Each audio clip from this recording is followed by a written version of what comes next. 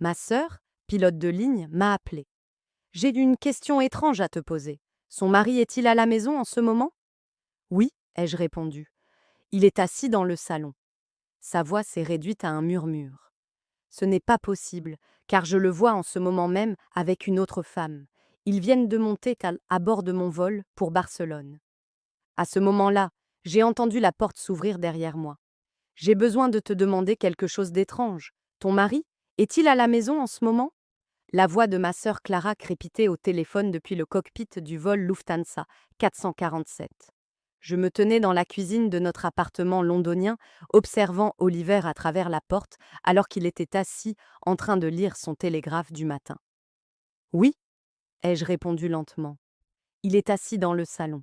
Le silence qui suivit me sembla étrange. Puis Clara murmura les mots qui bouleversèrent mon univers. Ce n'est pas possible, car je le vois en ce moment même avec une autre femme. Ils viennent de monter à bord de mon vol pour Barcelone. Derrière moi, j'entendis des pas. Oliver est entré dans la cuisine, une tasse de café à la main, me souriant avec la même expression qu'il arborait chaque matin depuis 7 ans. La tasse de café qu'il tenait était celle que je lui avais offerte pour son 40e anniversaire. En céramique blanche, elle était imprimée en lettres noires, le mari le plus adéquat du monde. Il avait ri en l'ouvrant. Il avait dit qu'elle était parfaite, car il ne faisait jamais confiance à ceux qui prétendaient être les meilleurs dans quoi que ce soit. C'était il y a 3 ans, à l'époque où son humour autodérisoire semblait charmant plutôt que calculé. Qui appelle si tôt? Demanda Oliver en se dirigeant vers la cafetière pour se resservir. Sa routine du samedi matin ne variait jamais. Café, Financial Times, petit déjeuner léger, puis match de tennis au club de sport à 11 heures. Je serrai le téléphone plus fort, la respiration de Clara était audible à travers le haut-parleur. Elle attendait que je dise quelque chose, que je réagisse, que je donne un sens à ce qui n'en avait aucun. Mon mari se tenait à 2 mètres de moi dans notre cuisine. Mon mari était apparemment assis en classe affaires à l'aéroport d'Heathrow avec une autre femme. C'est juste Clara, répondis-je, surprise que ma voix semble si normale. L'enregistrement avant le vol. Oliver acquiesça distraitement, versant du café de la main gauche tout en faisant défiler son téléphone de la main droite. Salut-là de ma part.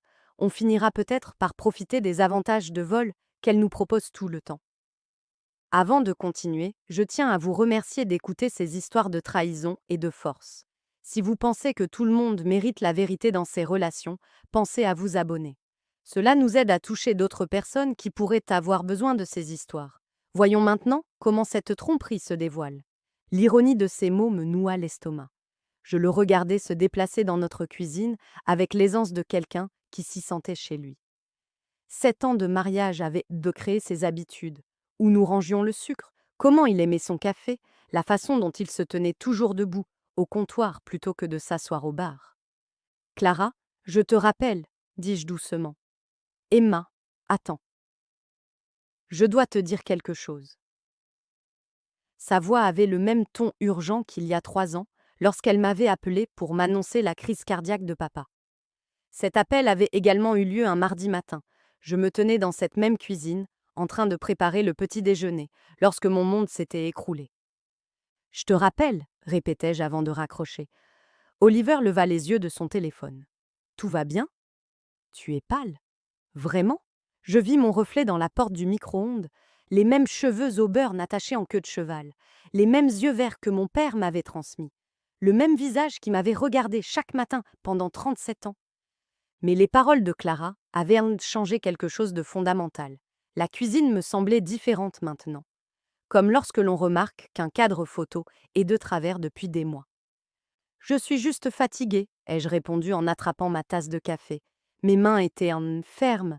20 ans de travail en tant que comptable judiciaire m'avaient appris à garder mon sang-froid lorsque je découvrais que rien n'était ce qu'il semblait être. Des PDG s'étaient assis en face de moi, mentant effrontément au sujet de millions manquants, tandis que j'acquiesçais, prenais des notes et rassemblais des preuves. Tu devrais retourner te coucher, suggéra Oliver, son accent d'Oxford enveloppant ses mots d'une chaleur familière. Cet accent m'avait charmé lors d'un dîner chez un ami commun, 8 ans auparavant. Il expliquait la différence entre le rugby et le football américain à des collègues en visite, gesticulant avec exubérance avec un verre de vin qu'il renversa accidentellement sur ma robe. sa mortification avait été attachante. Ou peut-être pas. Peut-être que je vais le faire, ai-je répondu en étudiant son visage. La même mâchoire anguleuse, les mêmes yeux verts parsemés de reflets dorés, la même petite cicatrice au-dessus du sourcil gauche, souvenir d'un accident de vélo dans son enfance. Chaque détail était exactement comme il devait être. Mon téléphone a vibré. Un SMS de Clara. Regarde ça tout de suite. Une photo est apparue. À travers le hublot de l'avion, je pouvais voir l'intérieur de la classe affaires. Au siège 3B était assis un homme vêtu d'un costume bleu Hugo Boss. La photo avait été prise sous un certain angle, mais le profil était indéniable. La façon dont il tenait sa tête, la courbe de sa mâchoire, sa manière particulière de gesticuler en parlant. Oliver. Mon Oliver. Il discutait avec animation avec une femme blonde d'environ 25 ans qui posait sa main sur son avant-bras avec une intimité désinvolte. J'ai levé les yeux vers Oliver dans notre cuisine. Pull en cachemire gris, lunettes de lecture relevées dans ses cheveux, la même alliance à la main gauche que nous avions choisie ensemble chez un petit bijoutier de Hatton Garden. En fait, ai-je dit d'une voix étonnamment calme, je pense que je vais faire des crêpes. Des crêpes? Un mardi? C'est pour quelle occasion? L'occasion était que ma sœur surveillait mon mari dans un avion, tandis que mon mari se tenait dans notre cuisine, et l'une de ces réalités devait être fausse. Mais je ne pouvais pas le dire, pas encore, pas avant de comprendre ce qui se passait. Une femme ne peut-elle pas faire des crêpes pour son mari sans avoir besoin d'une raison? Il sourit, ce demi-sourire particulier qui me faisait battre le cœur. Bien sûr. Mais tu sais que j'ai tennis à 11 heures. Tu as largement le temps, ai-je répondu en sortant les ingrédients du garde-manger. De la farine, des œufs, du lait, des choses simples qui avaient qu'au du sens. Contrairement à la photo sur mon téléphone qui montrait mon mari à 2 endroits à la fois. Tout en mesurant la farine dans un bol, j'ai repensé aux petites incohérences que j'avais ignorées au cours des derniers mois. La nuit, où il était rentré d'un dîner, avec un client, en sentant un parfum que je ne reconnaissais pas. Le week-end où il était parti à Édimbourg pour une conférence dont je n'avais trouvé aucune trace sur Internet. La façon dont il avait été parfait ces derniers instants. Trop parfait. Plus d'anniversaires oubliés, plus de chaussettes laissées par terre dans la chambre, plus d'habitudes irritantes qui m'avaient autrefois rendue folle, mais qui semblaient désormais étrangement absentes. « Je t'aime », a soudainement dit Oliver en s'approchant pour m'embrasser sur le front. Ses lèvres étaient chaudes, familières. « Je t'aime aussi, ai-je répondu automatiquement, les mots aussi creux que le verre doseur dans ma main. Il est retourné à son journal, reprenant sa routine matinale. Je l'ai regardé tourner les pages avec des mouvements précis. Chaque geste était exactement comme dans mes souvenirs. Mais j'apprenais que les souvenirs pouvaient être fabriqués. La réalité pouvait être modifiée. Et quelque part, entre ma cuisine et l'aéroport d'Heathrow, mon mariage s'était scindé en 2 versions. L'une d'elles était un mensonge. Je pris mon téléphone et tapai un message à Clara. « Ne laisse pas cet avion décoller. » Mais dès que j'appuyais sur « Envoyer », je sus qu'il était trop tard. Les moteurs tournaient déjà. La porte était déjà fermée. Et quel que soit le jeu qui se jouait dans ma vie, il avait déjà commencé. Le bruit de la porte de l'appartement qui se refermait résonna dans le couloir alors qu'Oliver partait pour son match de tennis. Je me tenais à la fenêtre, le regardant quitter notre immeuble, son sac de sport en bandoulière, la démarche assurée, inchangée après toutes ces années. Il tourna à gauche vers le club de sport, comme il le faisait tous les mardis et samedis. Normal, prévisible, sauf que plus rien ne semblait normal. Dès qu'il eut disparu au coin de la rue, je me dirigeai d'un pas décidé vers son bureau. Le bureau antique que nous avions acheté lors d'une vente immobilière dans les Cotswolds trônait sous ses diplômes de Cambridge et de la London Business School. Tout était méticuleusement organisé, comme toujours. Mais l'organisation, comme je l'avais appris au cours de mes années de comptabilité judiciaire, masquait souvent les tromperies les plus élaborées. J'ai ouvert mon ordinateur portable et me suis connecté à nos comptes communs. Mes doigts se déplaçaient sur le clavier avec la même précision que lorsque je traquais les fonds détournés pour les entreprises du FTSE 100. Les relevés de cartes de crédit se chargèrent lentement, révélant chaque mois une tendance qui me serrait le cœur. C'était bien là, une dépense au Mandarin Oriental Milan du 15 au 18 mars. Je me souvenais clairement de ce week-end. Oliver était censé s'être rendu dans le Surrey pour aider sa mère à réorganiser son garage après le décès de son père. Je lui avais proposé de l'accompagner, mais il avait insisté pour que je reste à la maison et me repose après un audit particulièrement éprouvant. La facture de l'hôtel était pour 2 personnes, service en chambre pour 2, soins spa pour 2. Mes mains tremblaient légèrement tandis que je continuais à faire défiler la liste. Paris, le Four Seasons. Un week-end où il avait prétendu être à des dîners avec des clients dans la City. J'étais restée à la maison, victime d'une intoxication alimentaire, trop malade pour me demander pourquoi ces réunions avec des clients nécessitaient des nuits à l'hôtel à 45 minutes de notre appartement. J'ai ensuite consulté sa carte de crédit professionnelle. Encore plus d'hôtels, encore plus de restaurants dont je ne l'avais jamais entendu parler. Des achats de bijoux chez Garard qui ne m'avaient que jamais été offerts. Mon esprit méthodique, entraîné à repérer les irrégularités financières, à répertorier chaque anomalie, tandis que mon cœur tentait de les rationaliser. Peut-être s'agissait-il de cadeaux pour des clients. Peut-être que les hôtels étaient destinés à des cadres en visite.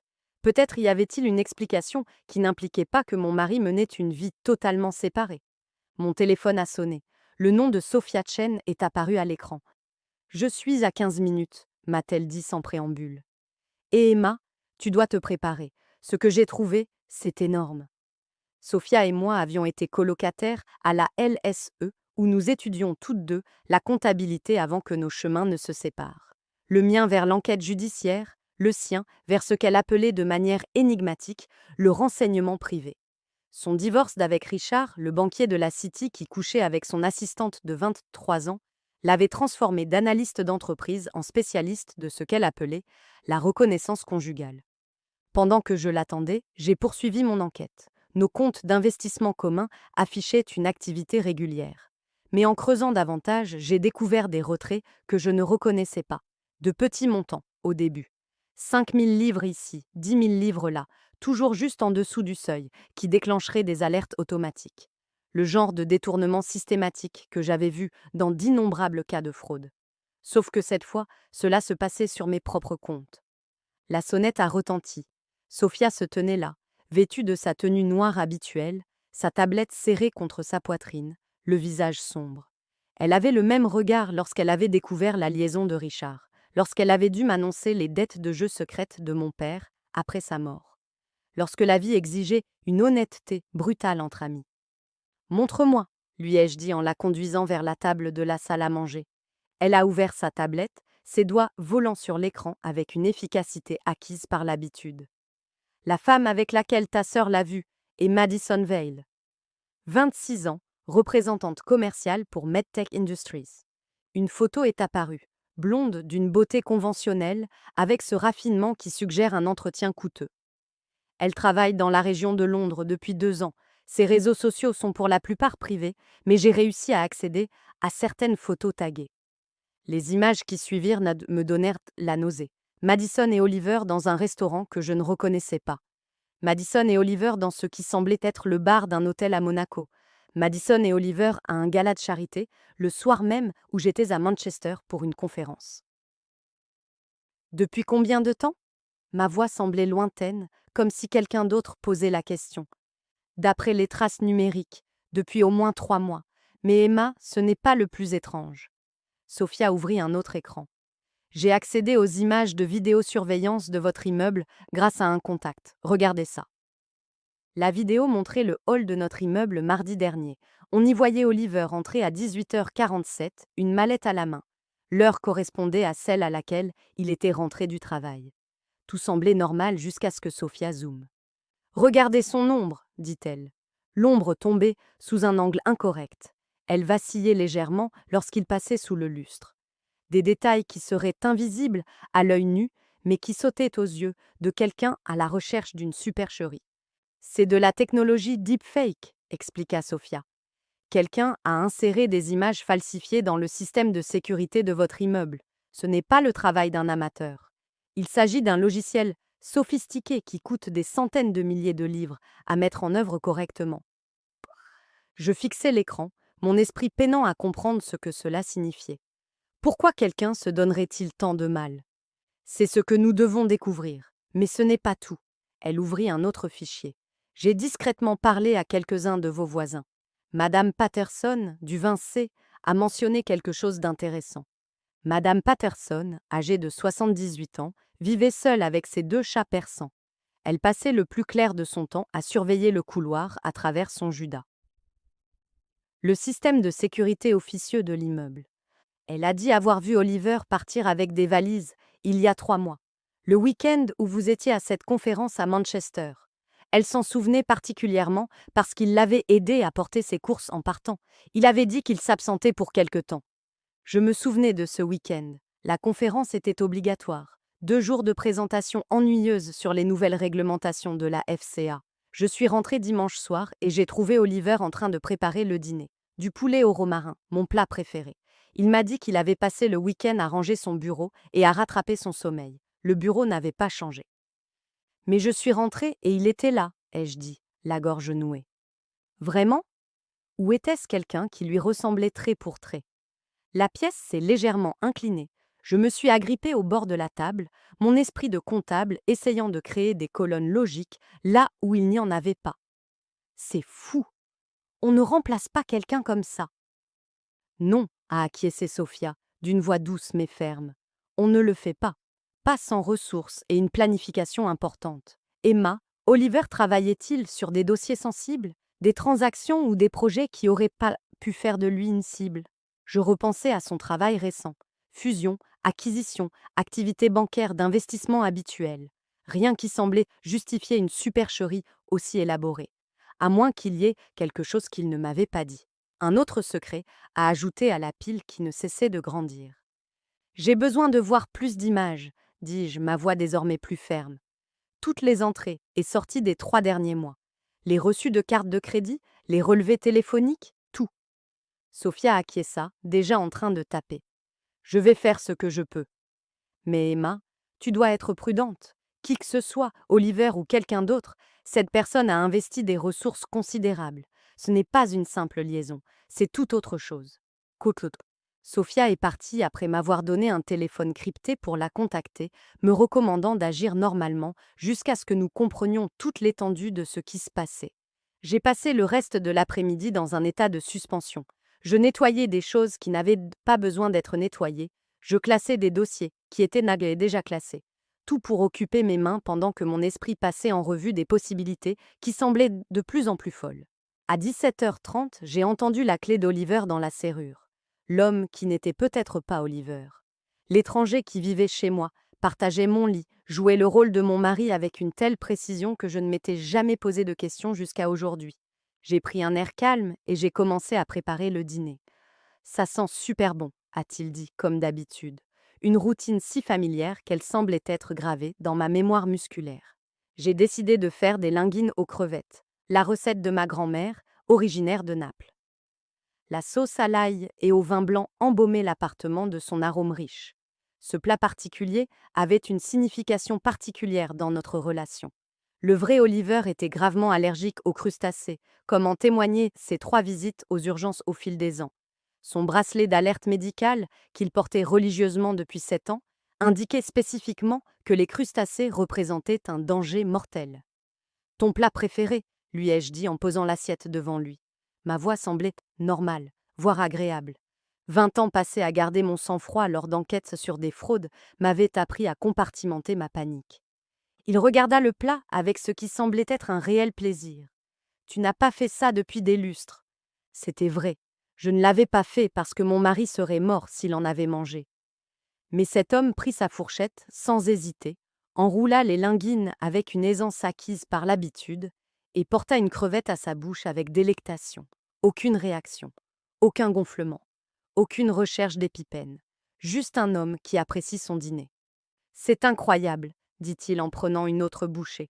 Votre grand-mère serait fière. » Ma grand-mère était décédée depuis 15 ans, mais elle aurait été horrifiée de me voir servir des crustacés à quelqu'un que je testais comme un spécimen de laboratoire. Je le regardais manger, cataloguant chaque geste, chaque expression, à la recherche de failles dans son jeu. Alors, dis-je en remplissant son verre de vin avec le calme mesuré de quelqu'un qui discute de la météo, je pensais que nous devrions rendre visite à ta mère ce week-end. Le vrai Oliver aurait immédiatement trouvé une excuse. Sa relation avec sa mère était au mieux compliquée, au pire toxique. Elle ne m'avait jamais approuvé, ne lui avait jamais pardonné d'avoir épousé quelqu'un en dehors de leur cercle social. Nos visites dans le Surrey étaient soigneusement rationnées, nécessitant généralement des semaines de négociations. C'est une excellente idée, répondit-il sans hésiter. Elle sera ravie de nous voir. Ravie. Sa mère n'avait jamais été ravie de quoi que ce soit me concernant. Je sentais mon téléphone enregistré depuis sa position derrière le bol de fruits, capturant cette conversation qui servirait plus tard de preuve de… Quoi? Que mon mari avait été remplacé par quelqu'un qui aimait réellement sa mère? Nous pourrions rester tout le week-end, continuai-je, insistant davantage. L'aider avec ce projet de jardin dont elle a parlé, non. Parfait. Je l'appellerai après le dîner pour lui faire part de notre décision. Le vrai Oliver préférerait subir une opération dentaire sans anesthésie plutôt que de passer un week-end à faire des travaux manuels pour sa mère. Cet homme échouait à tous les tests, mais réussissait parfaitement à être une meilleure version de mon mari. Après le dîner, nous nous sommes installés sur le canapé pour notre routine habituelle du soir. BBC iPlayer, conversation légère sur notre journée, silence confortable d'un couple marié depuis longtemps. Sauf que plus rien ne semblait confortable. Chaque geste qu'il faisait, chaque mot qu'il prononçait, me donnait l'impression de regarder un marionnettiste hautement qualifié manipuler des fils que je ne pouvais pas voir. « Je suis épuisée », ai-je annoncé à 22 heures en m'étirant de manière exagérée. Cet Audi m'a vraiment épuisée aujourd'hui. « Tu travailles trop », m'a-t-il répondu en m'embrassant sur le front. Ses lèvres étaient chaudes, la pression familière, mais quelque chose n'allait pas, sans que je puisse mettre le doigt dessus. Dans notre chambre, j'ai enfilé mon pyjama pendant qu'il se brossait les dents. Les bruits provenant de la salle de bain étaient parfaits. La brosse à dents électrique pendant exactement 2 minutes. Le bain de bouche, la routine du lavage du visage. Quelqu'un avait étudié les habitudes de mon mari avec une précision anthropologique. Quand il s'est glissé dans le lit à côté de moi, je me suis forcée à rester immobile. Il s'est tourné sur le côté, me tournant le dos, et sa respiration s'est calmée en quelques minutes. Le vrai Oliver était un insomniaque chronique qui lisait généralement jusqu'à bien après minuit. Cet homme s'endormait comme quelqu'un sans souci, sans secret, sans identité volée pesant sur sa conscience. J'ai attendu, en comptant ses respirations, jusqu'à ce que je sois certaine qu'il était profondément endormi. Puis, je me suis glissée hors du lit, avec la prudence de quelqu'un qui désamorce une bombe. Sa mallette était à sa place habituelle, à côté de la commode. Le cuir était usé par des années d'utilisation. La mallette du vrai Oliver portée par un imposteur. À première vue, son contenu semblait codé normal. Un ordinateur portable, divers dossiers, des cartes de visite. Mais sous une pile de portefeuilles d'investissement, j'ai trouvé une enveloppe qui n'avait pas sa place là. Mes doigts tremblaient tandis que j'en extrais le contenu. Une carte Oyster enregistrée au nom de Marcus Webb, domicilié à East London. Une carte Equity. Mais le plus accablant, c'était là les notes manuscrites. Des pages et des pages écrites de la main de quelqu'un d'autre, documentant ma vie dans les moindres détails. Ma routine matinale, jusqu'à ma tasse de café préférée. Mes habitudes linguistiques, avec certaines phrases mises en évidence. Des détails sur l'histoire de notre relation qui ressemblaient à un script préparé pour une audition. Emma aime son café, avec un sucre, sans lait. Elle appelle sa sœur tous les mardis et jeudis. Son anniversaire est le 15 octobre. Elle s'attend à recevoir des fleurs, mais fait semblant que ce n'est pas le cas. Son père est décédé il y a 3 ans, sujet sensible. Elle pleure à chaque fois pendant la scène finale de Love Actually. Tout notre mariage réduit à une liste de points, une étude de personnage pour quelqu'un qui se prépare à jouer le rôle d'un mari dévoué. Au bas de la dernière page, une note écrite d'une autre main. 3 mois maximum. Maintenir la couverture jusqu'à ce que le transfert soit terminé. 3 mois.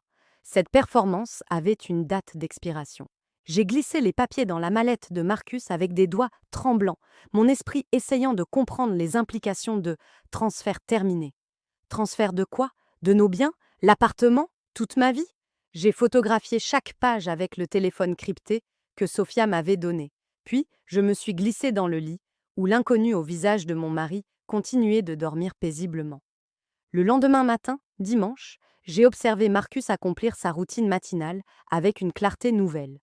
Chaque geste était étudié, chaque mot soigneusement choisi. Lorsqu'il a mentionné qu'il devait aller à la salle de sport, j'ai inventé une crise urgente avec un client qui nécessitait une attention immédiate à mon bureau. Il a à peine levé les yeux de sa tablette, me faisant signe de la main, avec la distraction de quelqu'un dont l'esprit était déjà ailleurs. Mon immeuble de bureau était vide ce dimanche matin. Il n'y avait que les agents de sécurité et les fantômes des crimes financiers. Je me suis enfermée dans mon bureau d'angle, avec vue sur la Tamise, et j'ai ouvert mon ordinateur portable avec la détermination de quelqu'un qui s'apprête à opérer sa propre vie. Le logiciel de comptabilité judiciaire que j'utilisais pour traquer la fraude d'entreprise allait désormais disséquer mes finances personnelles. J'ai commencé par notre compte courant commun. Les 3 derniers mois ont révélé une tendance si subtile que je l'aurais manqué si je n'avais pas cherché spécifiquement des vols. Des virements de 9 999 livres juste en dessous des seuils de déclaration vers des comptes que je ne reconnaissais pas. Les banques destinataires se trouvaient aux îles Caïmans, connues pour leur loi sur la confidentialité et leur résistance aux enquêtes internationales. Chaque virement avait été autorisé avec les identifiants de mon mari à des moments où Marcus était assis en face de moi à table ou dormait à mes côtés dans notre lit. Le vrai Oliver était ailleurs, vidant systématiquement nos comptes tandis que son sosie me distrayait en imitant à la perfection le bonheur domestique. J'ai retracé l'argent à travers 3 sociétés écrans, chacune enregistrée dans une juridiction différente, chacune menant à une autre impasse. LuxCorp International aux îles Caïmans, Meridian Holdings au Panama, Apex Investments à Chypre, des structures d'entreprise conçues pour blanchir de l'argent et cacher des actifs à des personnes comme moi. La piste s'est arrêtée dans des banques suisses dont les lois sur la confidentialité sont légendaires. 15 ans d'économie, d'investissement et de planification financière minutieuse ont disparu dans des comptes numérotés que je pouvais voir mais auxquels je ne pouvais pas toucher. L'ampleur du vol m'a rendu physiquement malade.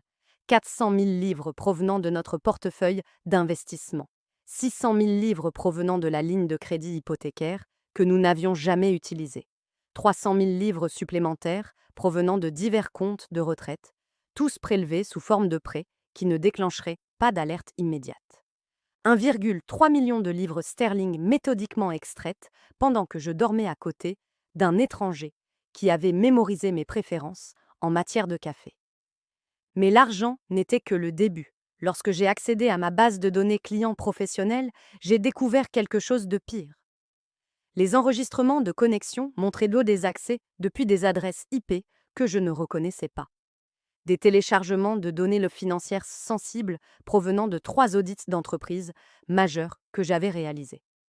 Des informations qui, entre de mauvaises mains, pouvaient faciliter des délits d'initiés valant des dizaines de millions. J'ai consulté le profil professionnel de Madison Weil. Son poste de représentante commerciale dans le secteur pharmaceutique semblait désormais être une couverture. Son profil LinkedIn montrait des liens avec plusieurs gestionnaires de fonds spéculatifs, du genre de ceux qui opèrent dans des zones grises juridiques et ne se soucient guère de l'origine de leurs informations. Son historique de voyage sur les réseaux sociaux correspondait parfaitement à des transactions suspectes sur des actions pharmaceutiques qui avaient eu lieu juste avant des annonces réglementaires importantes. Ils ne se contentaient donc pas de me voler. Ils utilisaient ma réputation, mon accès, mes relations avec mes clients pour commettre des crimes fédéraux. Chaque connexion non autorisée, chaque fichier volé, chaque transaction suspecte remontait à mes identifiants. Si cela était découvert, je ne perdrais pas seulement de l'argent. Je perdrais ma licence, ma carrière, voire ma liberté. J'avais besoin d'une aide qui dépassait les capacités de Sophia. Grace Morrison a répondu à la 3e sonnerie, la voix encore endormie. Nous étions amies depuis qu'elle était une ambitieuse procureure de la couronne et que je témoignais en tant qu'experte dans des affaires de fraude. Son divorce d'avec un juge qui avait accepté des pots de vin avait mis fin à sa carrière au CPS, mais avait aiguisé sa compréhension de la façon dont le système laissait tomber les femmes qui découvraient que leur mari était des criminels.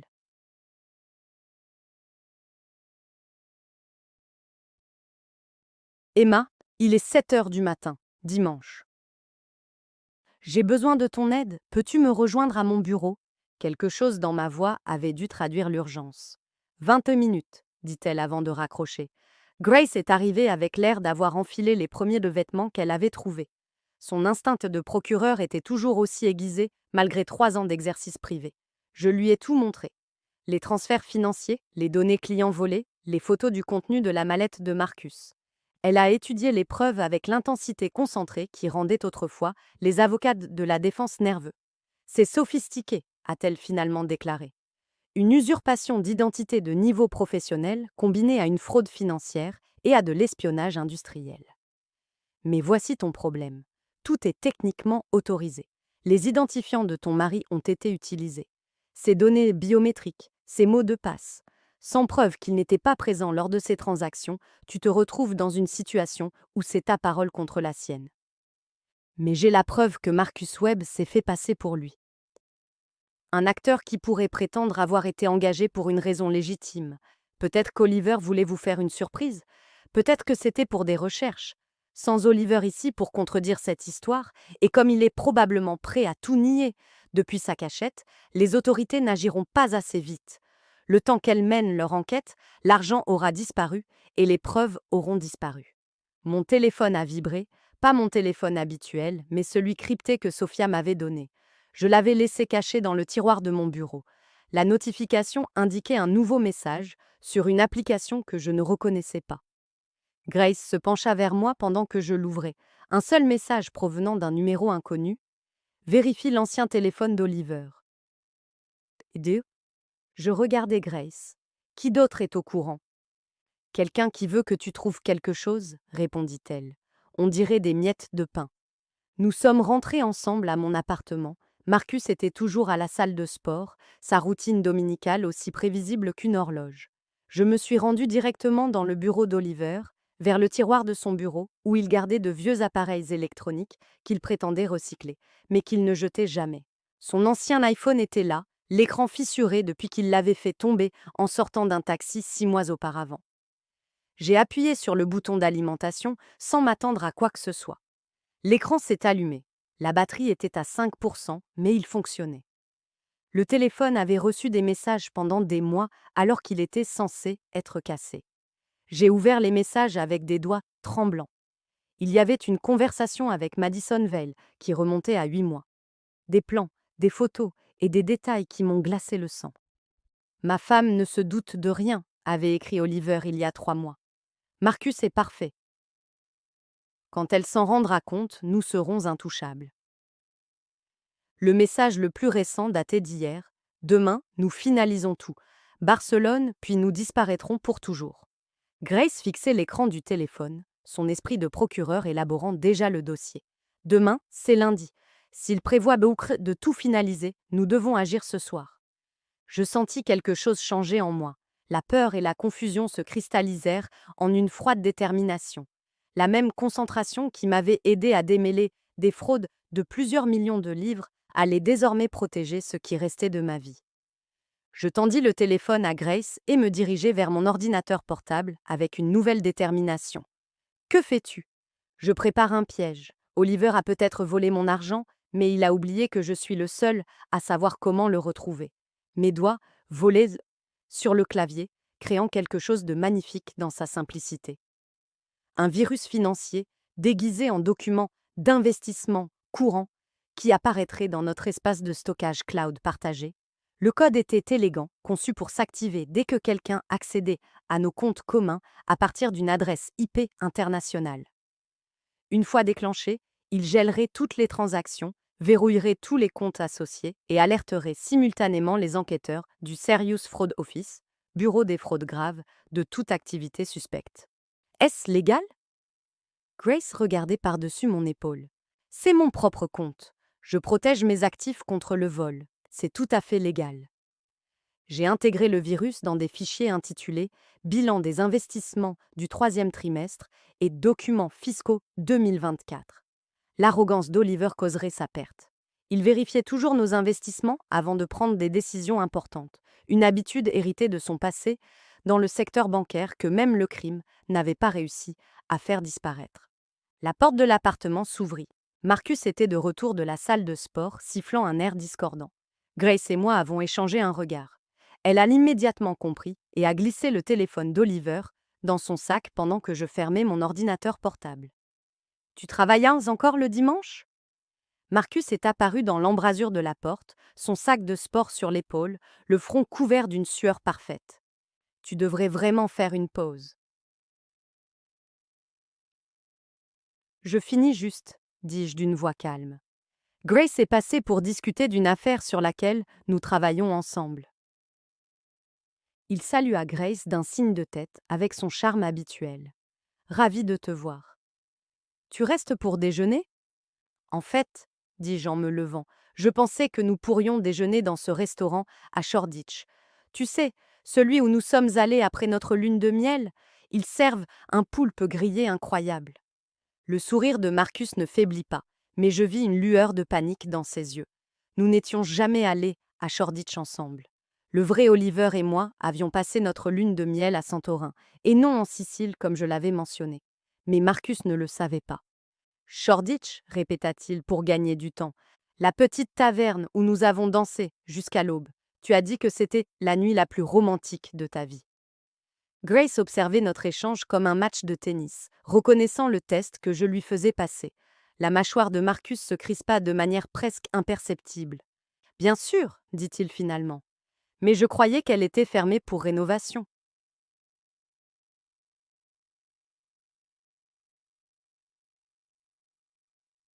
Une invention de toute pièce pour couvrir son ignorance. L'endroit que je décrivais n'existait pas. Je souris chaleureusement, jouant le rôle de l'épouse dévouée tout en documentant une autre faille dans son jeu. Tu as probablement raison. Commandons plutôt un repas thaïlandais. Le soulagement se lut sur son visage. Grace s'excusa et emporta l'épreuve avec elle. Pendant que Marcus allait prendre sa douche, je passai 3 coups de fil qui allaient mettre le feu aux poudres du plan soigneusement élaboré par Oliver. Tout d'abord, Robert Steinberg, PDG de Steinberg Industries et plus gros client d'Oliver. J'ai gardé un ton conversationnel, inquiet mais pas alarmé. Robert, je suis désolé de vous déranger un dimanche, mais j'ai remarqué une activité inhabituelle dans le portefeuille d'investissement de votre entreprise en examinant les comptes adjacents. Rien de grave, probablement juste une erreur administrative, mais vous devriez peut-être demander à votre équipe d'y jeter un œil. Le doute était semé, arrosé juste assez d'inquiétude pour déclencher un audit interne qui permettrait de découvrir les anomalies menant à l'accès non autorisé d'Oliver. Deuxième appel, Jennifer Wu de Phoenix Capital. Même approche, angle différent. Un transfert mystérieux qui ne correspondait pas à leurs habitudes. C'est étrange, ce n'est probablement rien, mais ça vaut la peine de vérifier. Troisième appel, David Martinez chez Meridian Financial. Lundi matin, 3 grandes entreprises allaient découvrir des failles de sécurité qui remontaient toutes aux identifiants associés à Oliver Mercer. Mon téléphone a sonné alors que je terminais le 3e appel. L'identifiant de l'appelant indiquait la maison de retraite de ma mère dans le Kent. Mon cœur s'est serré. Les appels le dimanche après-midi signifiaient généralement des urgences médicales. Madame Chen? La voix appartenait à Nancy, la directrice de l'établissement. Votre mère va bien, mais elle est très agitée. Elle insiste sur le fait que quelqu'un ment au sujet de la visite de votre mari. J'arrive tout de suite. Le trajet jusqu'au Kent dura 90 minutes. Marcus pensait que je gérais une crise liée aux médicaments de ma mère. L'établissement était niché au milieu d'arbres qui commençaient tout juste à prendre des teintes dorées, un cadre paisible pour les personnes en fin de vie. La chambre de ma mère donnait sur le jardin, des photos recouvraient toutes les surfaces, ses souvenirs rendus tangibles. Emma, elle m'a saisi les mains dès que je suis entrée, avec une force que ses 82 ans ne laissaient pas présager. Cette femme me ment. Je lui ai dit qu'Oliver était venu le mois dernier, mais elle dit qu'il n'y a aucune trace. Nancy se tenait dans un coin, l'air désolé. Le registre des visiteurs ne mentionne aucune entrée, mais Madame Chen est catégorique. La démence de ma mère faisait d'elle un témoin peu fiable dans la plupart des situations, mais elle avait parfois des moments de lucidité surprenante, en particulier concernant les événements récents. Parle-moi de sa visite, maman. Il est ça venu un jeudi. Je m'en souviens parce que c'était le jour du pudding. Il a posé des questions sur l'assurance vie de ton père. Il voulait savoir s'il y avait d'autres polices en plus de celles que tu connaissais. Je lui ai parlé de la police Aviva, celle dont ton père ne t'avait jamais parlé. Mon sang s'est glacé. Il y avait une autre police que je n'avais découverte qu'après la mort de papa. 500 000 livres sterling qui avaient servi à payer les soins de maman. Peu de gens étaient au courant. A-t-il posé d'autres questions? Le coffre-fort. Il voulait savoir dans quelle banque il se trouvait et ce qu'il contenait. Je lui ai parlé de la collection de pièces de monnaie de ton père, celle qui, selon lui, aurait un jour de la valeur. Je l'ai embrassé sur le front, lui promettant de revenir bientôt, puis je suis sortie dans le couloir avec Nancy. Vérifier les images de vidéosurveillance du mois dernier. Tous les jeudis. Nancy a ouvert les fichiers sur sa tablette. Nous avons fait défiler des semaines d'images. Les résidents qui allaient et venaient, les familles en visite, les changements de personnel, puis il était là. Le 15 août, à 14h47. Oliver franchissait la porte d'entrée, signait le registre des visiteurs et passait 43 minutes avec ma mère. Mais le registre? Nancy a sorti la feuille d'inscription physique, photographiée et archivée. Le nom d'Oliver n'y figurait pas. La page présentait un espace vide, comme si cette ligne avait été entièrement supprimée. Il l'a signé, a déclaré Nancy, perplexe. Je l'ai vu le signer. Quelqu'un avait modifié numériquement l'image archivée, supprimant sa signature avec une précision chirurgicale. Mais il n'avait pas pensé à vérifier les images de vidéosurveillance. Oliver avait planifié cela depuis des mois, recueillant des informations sur chaque actif, chaque police d'assurance, chaque source d'argent possible. Il avait même ciblé ma mère, exploitant ses souvenirs confus pour obtenir des détails financiers. Je suis rentrée du Kent avec les images de vidéosurveillance de Nancy enregistrées sur mon téléphone. Une preuve de plus dans la montagne grandissante des tromperies d'Oliver. Le trafic du dimanche soir était lent, ce qui m'a laissé le temps de réfléchir à la cruauté calculée de rendre visite à ma mère, d'extraire des informations financières d'une femme dont l'esprit dérivait entre les décennies comme une radio à la recherche de signaux. Mon téléphone a vibré, signalant un message de Clara. Son avion avait atterri à El Prat 3 heures plus tôt. Les photos jointes m'ont fait serrer les mains sur le volant. Oliver et Madison, au bureau de change de l'aéroport, sa main posée sur le bas de son dos, avec une intimité désinvolte. Une autre photo les montrait montant dans un taxi, la tête de Madison penchée vers son épaule, tous deux riant de quelque chose sur son téléphone. L'horodatage indiquait 16h47, heure de Barcelone. La photo suivante m'a coupé le souffle pendant un instant. Il se tenait à la réception de l'hôtel Casa Fuster, sur le Passec de Gracia, un endroit où les chambres coûtaient au minimum 800 € la nuit. Madison portait un bracelet en diamant que j'ai reconnu, celui qu'Oliver avait soi-disant acheté pour le 70e anniversaire de sa mère, 6 mois auparavant. Le langage corporel entre eux traduisait une aisance acquise au fil des années, et non des mois. La façon dont elle ajustait son col, la façon dont il la guidait dans le hall avec une assurance possessive. Ce n'était pas une liaison récente, c'était une relation qui avait peut-être précédé notre mariage. Je me suis garée dans le garage de notre immeuble à 20h30 et j'ai trouvé Marcus qui faisait les 100 pas près de l'ascenseur, son téléphone collé à l'oreille. Quand il m'a vue, son visage s'est transformé en une expression inquiète, mais pas assez rapidement pour cacher la pointe d'anxiété qui se cachait derrière. « Te voilà », a-t-il dit en mettant brusquement fin à son appel. Je commençais à m'inquiéter. « Comment va ta mère ?»« Elle va bien. Elle est juste un peu perdue avec de vieux documents financiers. » Je l'ai observé assimiler cette information. J'ai vu ses épaules se détendre légèrement quand je n'ai pas donné plus de détails. De retour à notre appartement, je pris une décision qui allait soit tout révéler, soit détruire mes chances d'obtenir justice. Assise en face de Marcus à notre table à manger, je sortis mon téléphone avec un air délibérément désinvolte. « J'ai réfléchi », dis-je en faisant défiler mon calendrier. Notre anniversaire approche le mois prochain. Cela fait 8 ans depuis ce dîner où nous nous sommes rencontrés. Marcus a acquiescé, sa formation d'acteur lui permettant de garder une expression neutre malgré le fait qu'Oliver et moi étions mariés depuis 7 ans, et non 8. Un autre test raté. Je veux faire quelque chose de spécial. Une fête surprise mardi matin avant l'ouverture des marchés. Invite tous tes collègues du cabinet, tes plus gros clients. Montre-leur l'appartement. Sers du champagne et ces petits gâteaux de cette pâtisserie française que tu adores. Ses yeux ont clignoté, perplexes. Mardi matin? Ce n'est pas un moment habituel pour organiser une fête. Tu as toujours dit que les meilleures affaires se concluent avant le petit déjeuner. En plus, ce serait mémorable, différent. Je sortis mes lentilles de contact, laissant l'enthousiasme colorer ma voix. Je m'occupe de tout. Tu n'as qu'à envoyer les invitations ce soir. Fais en sorte que cela semble exclusif, urgent, Dis-leur qu'il est important qu'ils soient présents. Marcus hésita, essayant clairement de déterminer si cela faisait partie de son script ou s'il s'agissait d'une surprise. Mais refuser aurait brisé son personnage, et il était primordial pour lui de maintenir sa couverture. Si c'est ce que tu veux, dit-il finalement. Parfait.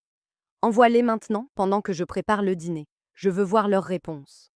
Je le regardais composer le message sur son téléphone, ses doigts se déplaçant à contre-cœur sur l'écran. Des collègues de la banque d'investissement, des clients importants, des personnes dont la présence serait impossible à expliquer lorsque la police métropolitaine arriverait. En quelques minutes, les réponses commencèrent à arriver. La confusion se mêlait à l'accord. Quand Oliver Mercer demandait votre présence, vous vous présentiez. En préparant notre dernier dîner ensemble, j'ai ressenti une vague inattendue de sympathie pour Marcus Webb. C'était un acteur raté, de l'Est de Londres, qui pensait avoir enfin trouvé sa chance. Il jouait un rôle dans ce qu'il pensait être une émission de télé-réalité ou une farce élaborée.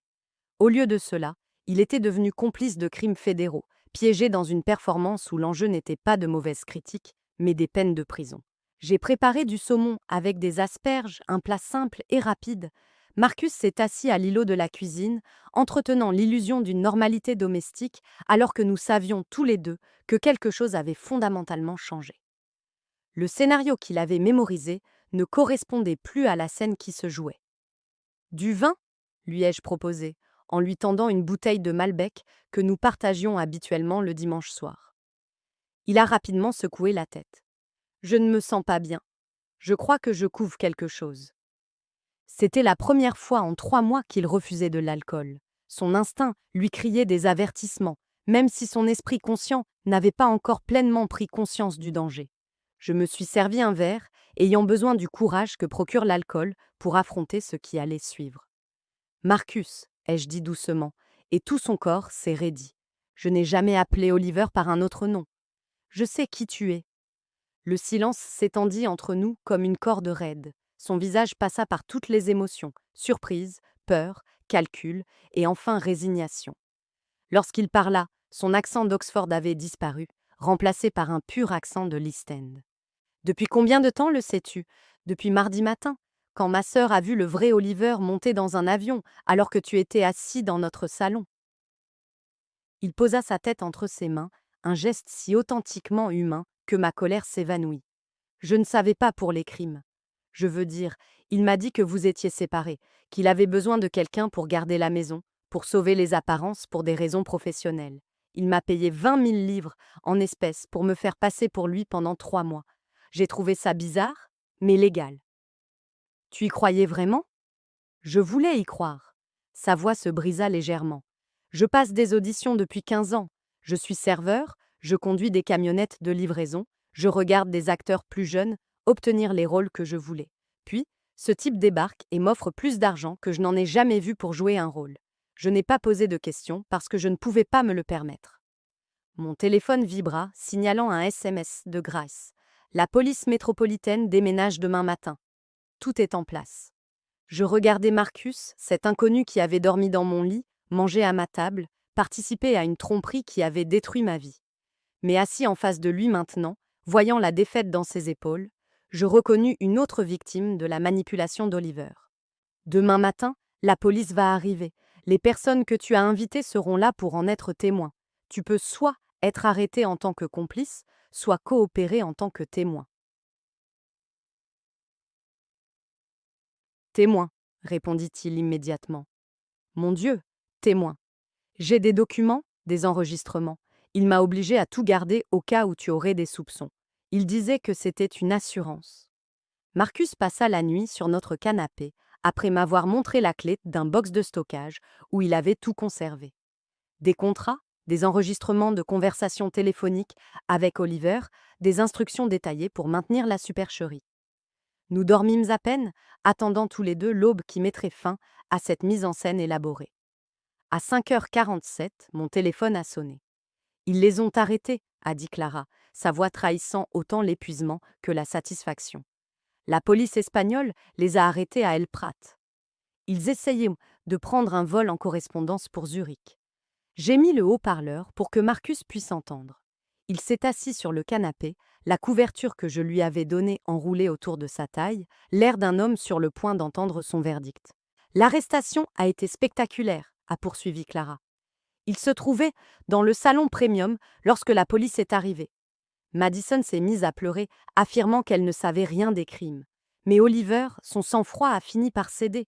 Il a essayé de s'enfuir. Ils l'ont plaqué au sol devant tout le monde. Quelqu'un a filmé la scène. Elle passe déjà sur les chaînes d'information européennes. Marcus ferma les yeux, réalisant peut-être à quel point il avait été proche de se retrouver lui-même menotté. Je me rendis dans la cuisine et commençai à préparer du café. Les mains fermes malgré l'adrénaline qui coulait dans mes veines. L'appartement allait bientôt se remplir de témoins de l'aboutissement de la supercherie d'Oliver. À 7h30, les premiers invités commencèrent à arriver. Robert Steinberg, de Steinberg Industries, avait l'air perplexe mais curieux. Jennifer Wu, de Phoenix Capital, impeccablement habillée malgré l'heure inhabituelle.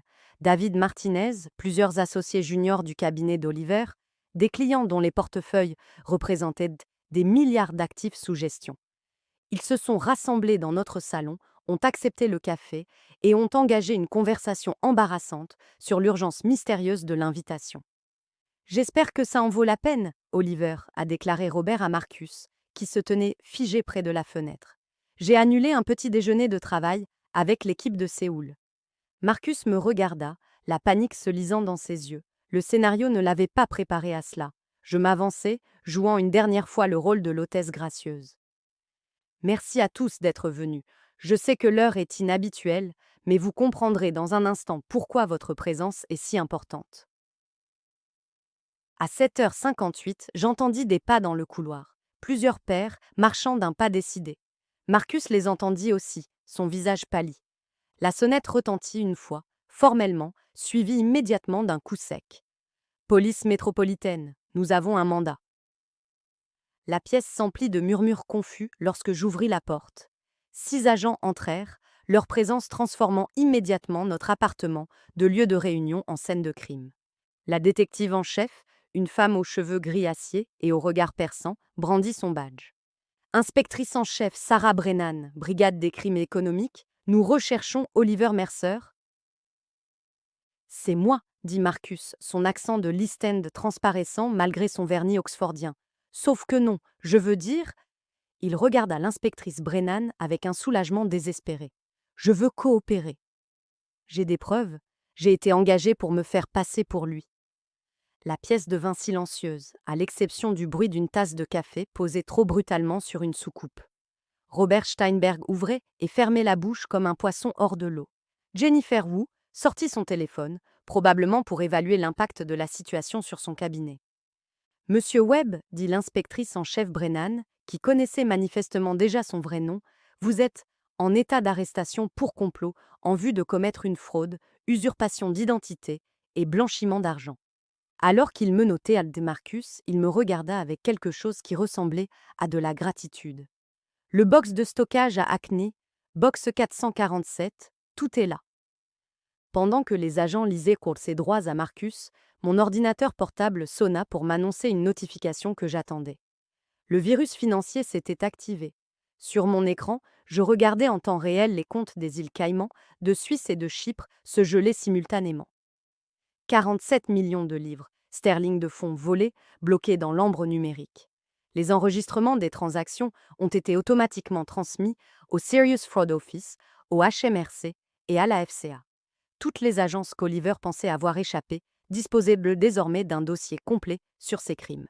« Madame Mercer » m'a interpellé l'inspectrice Brennan, tandis que son équipe sécurisait Marcus. « Nous avons besoin que vous veniez avec nous pour une déposition officielle. » Bien sûr, mais d'abord, ces personnes les méritent de savoir pourquoi elles sont ici.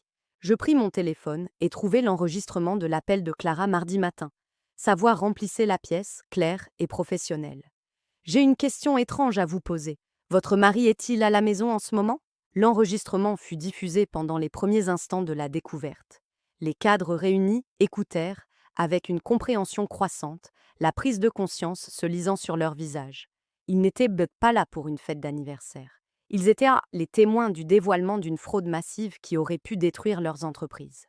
Votre mari, dit l'inspecteur Brennan à l'Assemblée pendant que son équipe travaillait, a volé des secrets d'entreprise et facilité des délits d'initiés en utilisant des informations obtenues grâce au travail de comptabilité judiciaire de sa femme.